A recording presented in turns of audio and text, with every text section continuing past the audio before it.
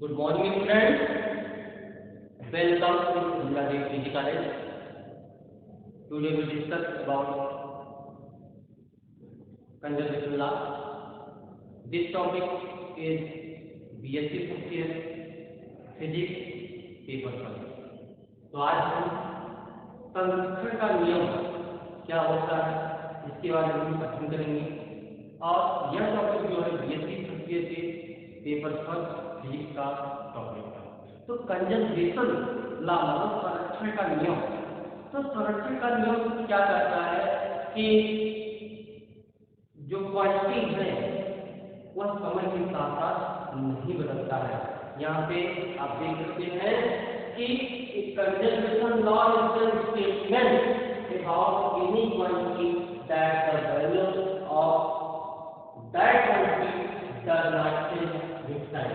इसका मतलब ये है कि जो कंजर्वेशन लॉ है, संरक्षण का जो नियम है, वह स्टेटमेंट बताता है, वह कथन बताता है कि जो क्वांटिटी है उस क्वांटिटी की जो वैल्यू होती है वह समय के साथ साथ परिवर्तित नहीं होती है। फिजिक्स में कुछ ऐसे क्वांटिटी है कि जो समय के साथ साथ परिवर्तित नहीं होते हैं, लेकिन उनकी जो क्वांटिटी है वह समय के साथ साथ परिवर्तित होती है। जैसे हीट में एक रॉड डाल दीजिए, कुछ समय बाद क्या हो जाता है, वह चेंज हो जाता है और वह लाइट को प्रोड्यूस करता है। इसका मतलब ये है कि कुछ क्वांटिटी ऐसी होती हैं जो समय के साथ साथ नहीं बदलती, लेकिन उनकी जो क्वांटिटी होती है वह समय के साथ साथ परिवर्तित होती हुई आपको दिखाई देती है। जो कि कंजर्वेशन लॉ बताता है कि जो क्वांटिटी है समय के साथ साथ उनकी वैल्यू में कोई परिवर्तन नहीं होता है। इनका स्टेटमेंट यही है कि conservation law is the statement about, अर्थात संरक्षण का नियम यह कथन बताता है किसी क्वांटिटी के बारे में कि उस क्वांटिटी की जो वैल्यू होती है वह समय के साथ साथ परिवर्तित नहीं होती है। यहाँ पे the value of certain physical quantity, the value of certain physical quantity, कुछ फिजिकल क्वांटिटी की कुछ वैल्यू है, जैसे एनर्जी, मोमेंटम। जैसे हम एनर्जी और मोमेंटम की बात करें, एनर्जी और मोमेंटम की बात करें, तो यहाँ पे यह समय के साथ साथ परिवर्तित नहीं होती है। तो बियर लेकिन इसका जो फॉर्म है वह समय के साथ साथ चेंज होता हुआ दिखाई देती है। जैसे हीट, जो आपका हीट एनर्जी है, वह कन्वर्ट होता है इनटू लाइट। कैसे? When we heat any metal to red hot, किसी भी मेटल को, किसी भी धातु को रेड हॉट मेटल मतलब कि इतना गर्म किया जाए और तब तो क्या हो जाए, लाल हो जाए। जैसे बल्ब मान लीजिए, उसमें जो टंगस्टन लगा होता है, जब उसको इलेक्ट्रिक एनर्जी दी जाती है तो वो हॉट होता है, गर्म होता है। इतना गर्म हो जाता है कि वो क्या होता है, लाइट को उत्पन्न करता है। इसका मतलब है देखा जाए कुछ ऐसी क्वांटिटी है जो समय के साथ साथ परिवर्तित नहीं होती है, लेकिन उनकी जो क्वांटिटी होती है वह समय के साथ साथ परिवर्तित होती हुई दिखाई देती है। तो यहाँ पे इसका मतलब ये है कि there are number of conservation law, यहाँ पे कुछ कंजर्वेशन लॉ है जिसमें कि जैसे law of conservation of energy and law of conservation of momentum. तो हम बात करते हैं कंजर्वेशन लॉ ऑफ एनर्जी की और कंजर्वेशन लॉ ऑफ मोमेंटम की। एनर्जी क्या होता है, ऊर्जा क्या होती है, इसका capacity of doing work is called energy. The capacity of doing work is called energy, कार्य करने की क्षमता को ऊर्जा कहते हैं। जैसे हम दौड़ सकते हैं, हम भाग सकते हैं, हम खा सकते हैं, पढ़ सकते हैं, लिख सकते हैं, ये क्या है, हमारी कैपेसिटी, हमारी ऊर्जा है। Capacity of doing work is called energy. तो एनर्जी की बात करते हैं, conservation law of energy, conservation of energy. इसका मतलब यह है कि energy can not be created not destroyed but convert one part two another part. अर्थात ऊर्जा न तो उत्पन्न की जा सकती है और न ही नष्ट की जा सकती है, बल्कि एक रूप से दूसरे रूप में परिवर्तित की जा सकती है। अर्थात हम कहते हैं energy cannot be created, nor destroyed, but convert one form to another.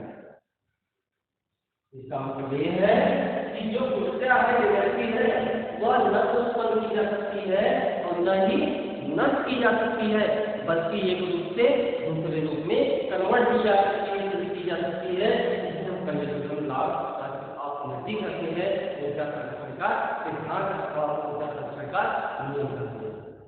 जैसे लाइट एनर्जी को इलेक्ट्रिक एनर्जी में बदला जाता है, इलेक्ट्रिक एनर्जी को लाइट एनर्जी में बदला जाता है, लाइट, उसके बाद सोलर एनर्जी को इलेक्ट्रिक में बदला जाता है, लाइट एनर्जी को हीट एनर्जी में बदला जाता है। इसका मतलब यह है कि एनर्जी जो होती है न तो उत्पन्न की जा सकती है, न ही नष्ट की जा सकती है, बल्कि उसको एक रूप से दूसरे रूप में परिवर्तित की जा सकती है। यहाँ पर energy cannot be created, not destroyed, but convert one form to another, and the formula है। इसका मतलब यह है कि एक दूसरे रूप में केवल कन्वर्ट की जा सकती है और उत्पन्न अथवा नष्ट नहीं की जा सकती है। अब बात करते हैं conservation law of momentum. Conservation law of momentum, जैसा कि बहुत पहले हम इसके बारे में चर्चा कर चुके हैं कि जैसे आपकी ऊर्जा है, कार्ड है, बल है, बिना ऊर्जा के हम बल नहीं लगा सकते और बिना बल के हम कार्य नहीं कर सकते हैं। इसका मतलब ये है कि जो आपका कार्य है, जो आपका ऊर्जा है, जो आपका बल है, वह क्या है, सब एक दूसरे से संबंधित है, एक दूसरे से के पूरक है। इसका मतलब हम कर सकते हैं कि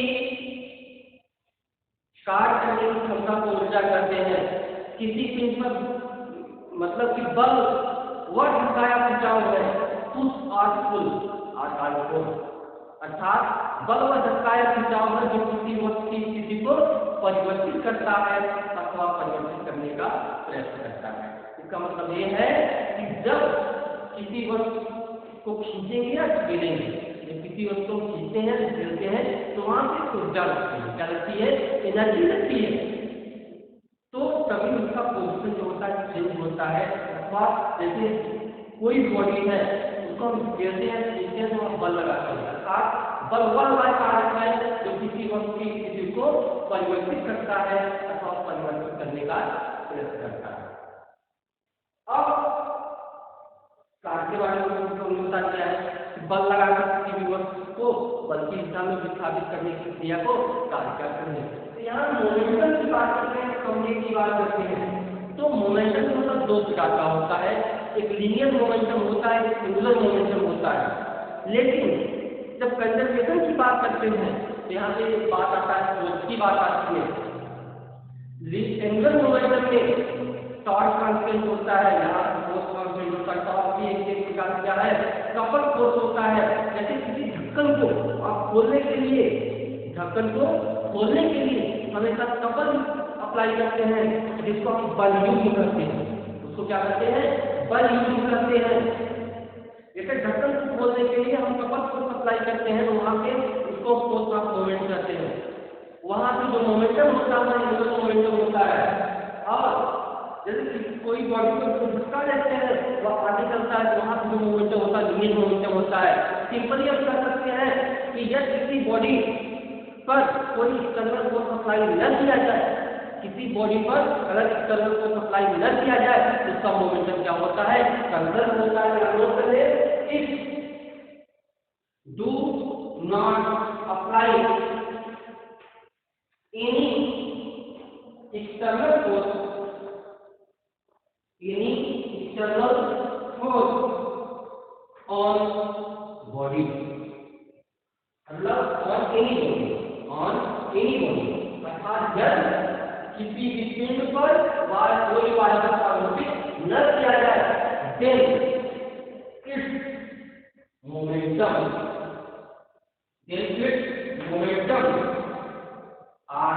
एंगुलर, ऐसा करते कांस्टेंट कर सकते हैं। यदि किसी बॉडी पर कोई कूलेंट को सप्लाई न किया जाए तो जो उसका मोमेंटम होता है, संवेग होता है, वह क्या होता है, कांस्टेंट होता है। में अगर लिनियर मोमेंटम की बात करते हैं, रैखिक संवेग की बात करते हैं, तो द्रव्यमान और वेग के गुणनफल, द्रव्यमान और वेग के गुणनफल को हम रैखिक संवेग कहते हैं, उसी संवेग कहते हैं, उसी हम रैखिक संवेग के नाम से भी जानते हैं। इसका मतलब ये है कि the product of mass and velocity are called momentum. द्रव्यमान और वेग के गुणनफल को हम संवेग कहते हैं, वही संवेग होता है। रैखिक संवेग होता है conservation law of energy, conservation law of momentum, this topic is conservation law. तो conservation law are states that कि about any quantity that double or that quantity does not change with time। इसका मतलब ये है जो quantity का समय के साथ परिवर्तन नहीं होता है वो कंजर्वेशन लॉ को करता है, like energy and momentum. This is the conservation law of energy and conservation law of momentum. Energy can not be created not destroyed but converted from to another form, and conservation of momentum if do not apply any external force on any body, the excess momentum are conserved। तो इसको आप लोग करते हैं। इसके बाद चलते हैं conservation of mechanical energy. Mechanical energy होता है जिसका प्रैक्टिस होता है, इसको आप लोग करते हैं।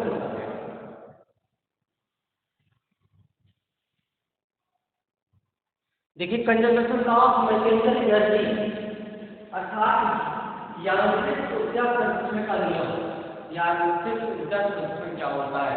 सबसे पहले यांत्रिक ऊर्जा संरक्षण को जानने से पहले सबसे पहले जानेंगे कि मैकेनिकल एनर्जी क्या होता है, यांत्रिक ऊर्जा क्या होती है। वैसे देखा जाए तो हर एक सिस्टम में, हर एक निकाय में, हर एक मशीन में मैकेनिकल एनर्जी होती है। The sum of kinetic energy and potential energy are called mechanical energy. अर्थात गति ऊर्जा, स्थितिज ऊर्जा के योगफल को हम यांत्रिक ऊर्जा कहते हैं। गति ऊर्जा और स्थितिज ऊर्जा के योगफल को यांत्रिक ऊर्जा कहते हैं। इसकी दशा kinetic energy and potential energy are called mechanical energy. अब बात करते हैं काइनेटिक एनर्जी क्या होता है, पोटेंशियल एनर्जी क्या होता है। तो काइनेटिक एनर्जी बात करते हैं। काइनेटिक एनर्जी किसी भी पिंड में, किसी भी बॉडी में, किसी भी पार्टिकल में, किसी भी वस्तु में, किसी भी पिंड में उसके गति विशेष के कारण, किसी भी पिंड में उसके गति विशेष के कारण कार्य करने की जो क्षमता होती है उसे हम गति ऊर्जा कहते हैं। किसी भी पिंड में उसके गति विशेष के कारण कार्य करने की जो क्षमता होती है उसे गति ऊर्जा कहते हैं। जैसे हम चल रहे हैं यह आपका गति ऊर्जा है, गाड़ी दौड़ रही है उसकी गति ऊर्जा है, फैन चल रहा है फैन की गति ऊर्जा है। अर्थात काइनेटिक एनर्जी के थ्रू कोई भी बॉडी क्या करता है, इन मोशन में होता है। तो बात करते हैं मोशन की, तो मोशन क्या होता है, गति क्या होती है। जब कोई पिंड, कोई बॉडी समय के साथ साथ अपनी अवस्था को परिवर्तित करता है हम कहते हैं वो गति में है। जब समय के साथ साथ कोई पिंड अपनी अवस्था को परिवर्तित करता है तो कहते हैं गति में है। अगर परिवर्तित नहीं करता तो क्या कहते हैं, स्थिर अवस्था में है। इसका मतलब है किसी भी पिंड में उसकी गति के कारण कार्य करने की क्षमता होती है, उसे गति ऊर्जा कहते हैं। अब बात करते हैं पोटेंशियल एनर्जी, इसकी बात करते हैं, पोटेंशियल एनर्जी की बात करते हैं, किसी ऊर्जा की बात करते हैं। अर्थात किसी भी पिंड में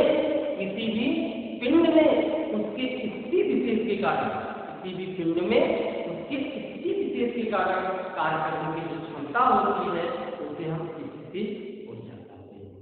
किसी भी पिंड में उसके स्थिति विशेष के कारण कार्य करने की जो क्षमता होती है उसे स्थिति ऊर्जा कहते हैं। तो स्थिति ऊर्जा का एग्जाम्पल आपको आपके दैनिक जीवन में भी देखने को मिलेगा। जैसे कि जो चाबी वाली घड़ी उसमें जो स्प्रिंग लगा होता है, जब हम चाबी भरते हैं तो स्प्रिंग क्या हो जाती है, कंप्रेस हो जाती है, सिकुड़ जाती है।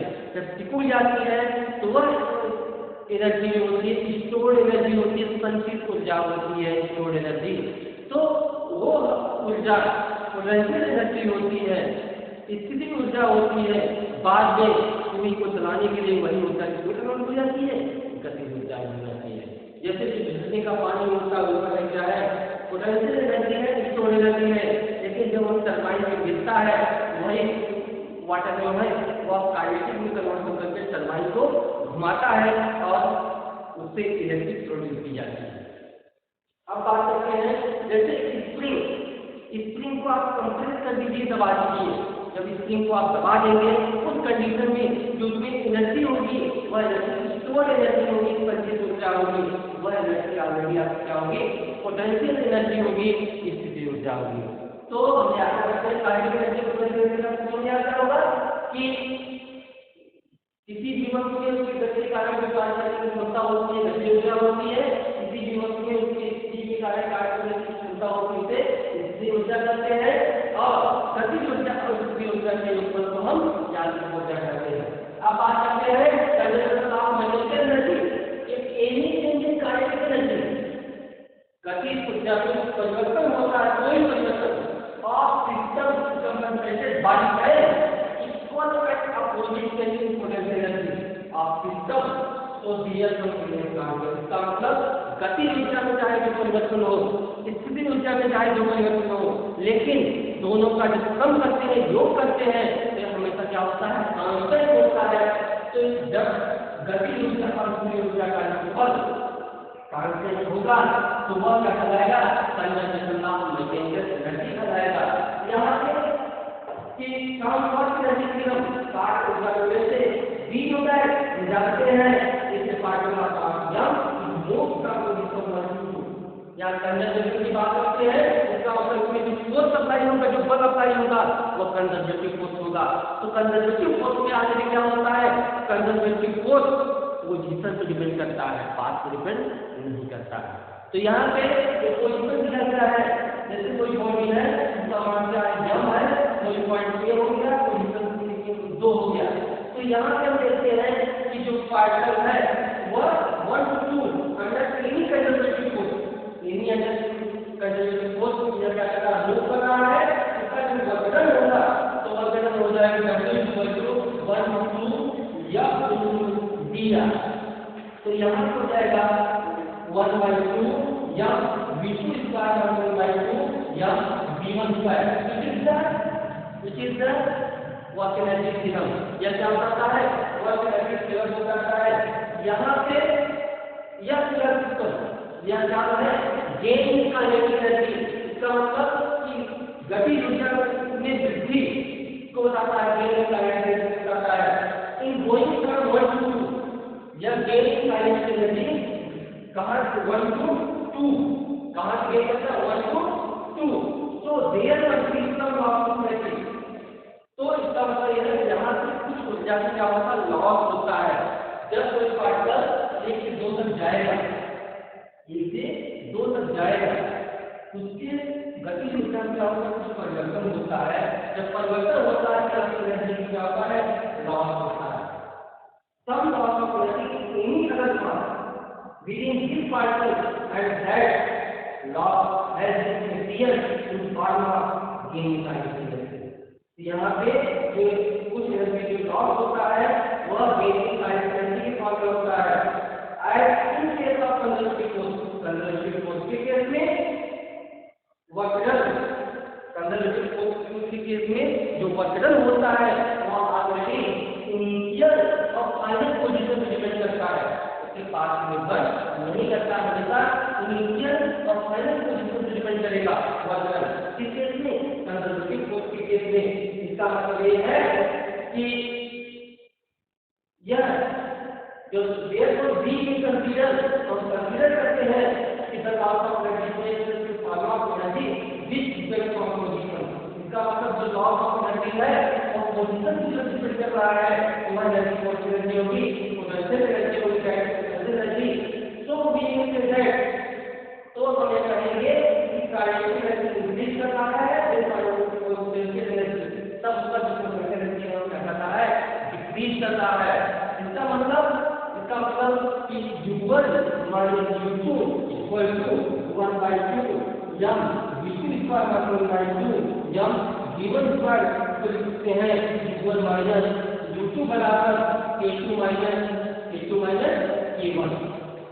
तो इसको हम लिख सकते हैं U1 प्लस K1 बराबर U2 plus K2 implies that U plus K equal to constant। इसका मतलब यह है कि यहाँ पे जब गति ऊर्जा बढ़ेगी स्थिति ऊर्जा घटेगा, स्थिति ऊर्जा बढ़ेगी गति ऊर्जा। तो इस कार्य में जो फ्लो सप्लाई होता है इस कार्य यहाँ पे कंडक्शन लॉ की बात की जाती है, जो फ्लो सप्लाई किया जाता है वो पोजीशन से डिपेंड कर रहा है। तो आगे क्या होगा, कंडक्टिविटी फोर्स होगा। यहाँ से आपको मिल गया कि U plus K equal to constant, अर्थात गति ऊर्जा और स्थिति ऊर्जा दोनों के ऊपर क्या है, एक नियतांक है। अर्थात क्या ऊर्जा कर दिया कंडक्शन लॉ मैकेनिकल एनर्जी यानी ऊर्जा कंडक्टिव की बात की। इसको आप देख सकते हैं। इसका मतलब यह है कि हमने आपको बताया कि गति ऊर्जा और स्थिति ऊर्जा का योगफल जो होता है आगे में क्या होता है, कांस्टेंट होता है। जब कांस्टेंट होता है तो कंडक्शन लॉ एनर्जी है, ठीक है। काइनेटिक एनर्जी हो गया, पोटेंशियल एनर्जी हो गया। सिंपल सी बात है, कोई बॉडी है जिसका माध्यम है, वहां से वह जो पोजीशन पर डिपेंड कर रहा है, डिपार्चर करने को सप्लाई किया जा रहा है। यदि वो पोजीशन पर डिपेंड कर रहा है तो अलग फोर्स होगा, कंजर्वेटिव फोर्स होगा। यहाँ पे बात आ रही है कंजर्वेटिव फोर्स की, वर्कडन की। तो यहाँ पे इससे रिलेटेड हम आपको रिलेशन भी बता देते हैं, इसको आप नोट कर लें। हमें आशा करते हैं conservation law of mechanical energy जो है आपको बहुत अच्छे समझ में आया होगा, क्योंकि इसमें दो ही सिस्टम है, गति ऊर्जा बढ़ेगी स्थिति घटेगा, स्थिति बढ़ेगी गति घटेगा। दोनों का सम कर देंगे एक नियतांक मिलेगा, अर्थात यह conservation law of mechanical energy है। केवल मैकेनिकल एनर्जी की बात करते हैं तो गति ऊर्जा और स्थिति ऊर्जा का जब योग कर देते हैं तो यह एक यांत्रिक ऊर्जा हो जाता है। तो अगला नोट करें, अगला न्यूमेरिकल आपको बताने चल रहे हैं, इसको आप नोट कर लें। आप न्यूमेरिकल देख लीजिए कि न्यूमेरिकल में क्या कर रहा है, क्या कर रहा है, 30 ग्राम बुलेट, जो बंदूक की गोली होती है उससे हम बुलेट कहते हैं, ठीक है। बुलेट उसको लोग बोलिएगा, तो जो बंदूक की गोली होती है उसको बुलेट बोलते हैं। ये 30 ग्राम बुलेट इनिशियली प्रारंभ में ट्रैवलिंग करता है 500 मीटर पर सेकंड, पेनिट्रेटेड 12 सेंटीमीटर वेग। कोई लकड़ी का टुकड़ा है, लकड़ी का टुकड़ा है, जब यहाँ से बंदूक की गोली चली, जो बंदूक की गोली चली यहाँ से इसको पेनिट्रेट किया, कितना इसको पेनिट्रेट किया 12 सेंटीमीटर पेनिट्रेट किया। अब यह चल रहा है बराबर 500 मीटर पर सेकंड। इसका मास कितना है, यह दिया गया 30 ग्राम। यह आपको बुलेट बंदूक से जो डाला गया यह आपको क्या है, वुडन ब्लॉक। यहाँ देख सकते हैं ये आपको वुडन ब्लॉक है। यहाँ से जब बंदूक की गोली चली 5 किलोमीटर पर सेकंड की वेग चलती है और उसका जो मास 30 ग्राम है और जो पेनिट्रेट करती है घुसती है 12 सेंटीमीटर, इसका मतलब 12 सेंटीमीटर जाकर घुस जाती है। तो सबसे पहले हम क्या फाइंड करेंगे, सबसे पहले हम बुलेट की काइनेटिक एनर्जी फाइंड करेंगे। The kinetic energy of bullet, the kinetic energy of bullet. तो बुलेट की kinetic energy K equal to क्या होगा, हाफ mv स्क्वायर, अर्थात 1/4। यह का मान कितना दिया है, 30 ग्राम। यह का मान कितना दिया गया है, 30 ग्राम दिया गया है। इसको एफडीएस में बदल देंगे, हो जाएगा 30 इंटू v का मान कितना है 500 इंटू 500 हो गया। तो ये कितना हो गया, ये गया 15 मतलब 15 इंटू 25 4 टाइम्स 0 इंटू 10 की पावर -3। ये हो जाएगा 15 इंटू 250। तो ये इक्वल टू आ जाएगा, तो इसका मल्टीप्लाई करेंगे तो आएगा 3750 जूल। 3750 जूल क्या आ गया, काइनेटिक एनर्जी आ गई। अब क्या कर रहा है, अब उसके बाद इस स्टॉप हो जाएगा, क्योंकि जब वुडन ब्लॉक में घुस रहा है इसका मतलब 12 सेंटीमीटर यहाँ गया है, 12 सेंटीमीटर जाने के बाद क्या हो जाएगा, स्टॉप हो जाएगा, stop after distance r equal to 12 centimetre. तो अर्थात यह कितना वन है, r इक्वल टू 12 सेंटीमीटर। इसको अर्थात हम लिख सकते हैं 0.12 मीटर। क्या लिख सकते हैं, 0.12 मीटर लिख सकते हैं। इस हमारे 1 मीटर का मतलब जो है वो ब्लॉक में लग रहा है, तो इसका वक्रन, तो डेल का वक्रन बाय द बुलेट यहां से निकाल ले, क्या निकाल ले, वक्रन निकाल ले, डेल द वक्रन। तो W क्या होगा, या जो R होगा या समान निकालना है, R समान 0.1 हो गया W by what energy, by what energy क्या, W इक्वल क्या होगा, डेल्टा टी। इसका मतलब है कि जो वक्रन है वो चेंजिंग काइनेटिक एनर्जी के बराबर है, जो वक्रन है वो क्या है, चेंजिंग काइनेटिक एनर्जी के बराबर है। तो यहाँ से हम देखेंगे जो W का मान है तो चेंजिंग काइनेटिक एनर्जी बराबर है, इसका मतलब 3750 बराबर। यहाँ से निकालना है एवरेज फोर्स, सरकार या तो हमको निकालना ही है, तो उसके बाद क्या है 0.12। तो यहाँ से आपको बोल का भाग आता ही है, आप इसे मान है बच्चे हमारे पास बोल सकते हैं। तो यह इक्वल हो जाएगा 3750 अपॉन 0.12। इसको डिवाइड करिए, कितना आ जाएगा, 2 दिया है 3750 अपॉन 0.12, ये आ जाएगा